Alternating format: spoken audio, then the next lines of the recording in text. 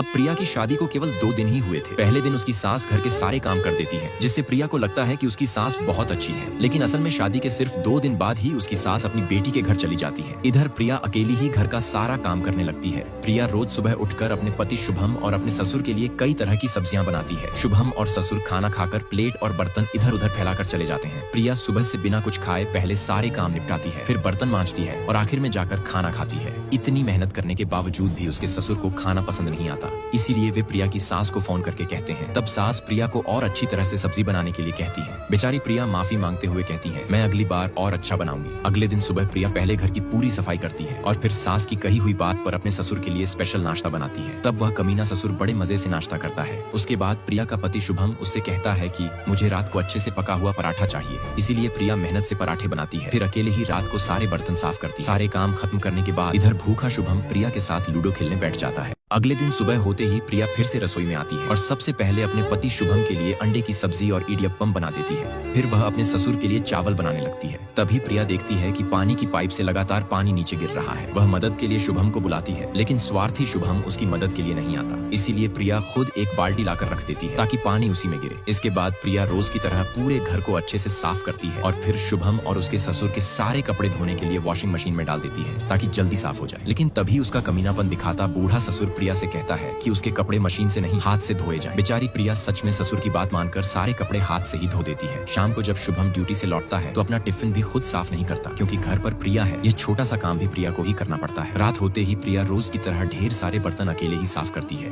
अब रोज रोज इतना काम करके प्रिया तंग आ जाती है, इसीलिए वह शुभम से कहती है कि वह डांस टीचर बनना चाहती है। लेकिन शुभम और उसका ससुर कहते हैं कि डांस टीचर बनना प्रिया को शोभा नहीं देगा। यह सुनकर प्रिया उदास हो जाती है। तभी शुभम उसे बाहर होटल में खाने के लिए ले जाता है। होटल में खाना खाते समय शुभम चिकन की हड्डियां ठीक से प्लेट में रख देता है। यह देखकर प्रिया कहती है, होटल में तो तुम हड्डियां प्लेट में रखते हो, लेकिन घर पर उन्हें नीचे क्यों फेंक देते हो? इस बात पर शुभम प्रिया से गुस्सा हो जाता है। प्रिया अपने भूखे शुभम और कमीने ससुर से बचने के लिए ऑनलाइन नौकरी के लिए आवेदन कर देती है। तभी अचानक उसके घर पर एक मेहमान आ जाता है। वह मेहमान प्रिया से काली चाय बनाने को कहता है। प्रिया तुरंत रसोई में जाकर चाय बना देती है, लेकिन आया हुआ टकला मेहमान चाय पीकर कहता है कि यह चाय अच्छी नहीं बनी। यह सुनकर प्रिया को बहुत बुरा लगता है। मेहमानों के आने से पूरी रसोई गंदगी से भर जाती है। प्रिया अकेले ही ढेर सारे बर्तन साफ करती है और बड़ी मुश्किल से किचन को भी साफ करती है। कुछ ही दिनों बाद प्रिया के पास नौकरी के इंटरव्यू का लेटर आता है। जब वह अपने कमीने ससुर को इसके बारे में बताती है तो वह उसे नौकरी करने से मना कर देता है। उसका कहना होता है कि अगर प्रिया नौकरी करने लगी तो उनके और स्वार्थी शुभम के लिए खाना कौन बनाएगा। यह सुनकर प्रिया अंदर ही अंदर बहुत गुस्सा होती है, लेकिन चुप रह जाती है। फिर रात को उसका पति शुभम भी नौकरी करने से मना कर देता है और प्रिया को गालियां देकर बुरा भला कहता है। बेचारी प्रिया रोते रोते चुपचाप सो जाती है। अगले दिन सुबह होते ही शुभम और उसका कमीना बाप दोनों मिलकर भक्त बनने का दिखावा करने के लिए पहले मंदिर में पूजा पाठ करते हैं और फिर नियम के अनुसार प्रिया को कोई भी सामान छूने नहीं देते। यहाँ तक कि वे प्रिया को 1 महीने के लिए एक कमरे में बंद कर देते हैं। लेकिन प्रिया को इस पूजा पाठ के बारे में कुछ पता ही नहीं था,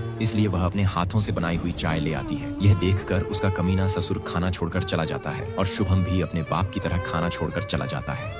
सीधी सादी श्रेया की आज ही शादी होने वाली थी, इसलिए वह बहुत खुश होकर अपनी नई ड्रेस पहनकर सबसे पहले सबके साथ एक सेल्फी लेती है। फिर बाहर जाकर इंस्टाग्राम के लिए ढेर सारी तस्वीरें खींचने लगती है। तभी श्रेया के पिताजी वहां आते हैं और बताते हैं कि जिससे उसकी शादी होने वाली थी वह लड़का किसी और के साथ भाग गया है। ये सुनकर श्रेया बहुत उदास हो जाती है और उसी लड़के से शादी करने की जिद में वह अकेले ही घर से भाग जाती है। श्रेया उस लड़के से मिलने से पहले एक TVS XL 100 पर बैठकर बस स्टॉप तक पहुंचती है और फिर वहां से बस पकड़कर गाँव से शहर चली जाती है। जैसे ही शहर पहुंचती है उसका मोबाइल स्विच ऑफ हो जाता है। मजबूरी में पास खड़े राजेश से सिर्फ एक कॉल करने के लिए फोन मांगती है, लेकिन अनजान श्रेया को देखकर राजेश मना कर देता है। थोड़ी देर बाद जब राजेश देखता है कि श्रेया परेशान नजर आ रही है तो वह उसे बुलाकर फोन दे देता है। श्रेया फोन लेकर तुरंत उस लड़के को कॉल करती है, लेकिन उसका फोन भी स्विच ऑफ आता है। गुस्से और बेचैनी में श्रेया फोन को अपने सिर पर मारकर तोड़ने की कोशिश करती है। तभी राजेश आकर उससे फोन वापस मांगता है। राजेश की बात सुनकर श्रेया एक छोटी बच्ची की तरह रोने लगती है। उसे रोता देखकर राजेश उसे समझाने की कोशिश करता है, लेकिन तभी पुलिस वाले की नजर श्रेया पर पड़ती है। पुलिस श्रेया को रोते हुए देखकर राजेश को ही दोषी ठहरा देती है। नेक्स्ट पार्ट के लिए लाइक और कमेंट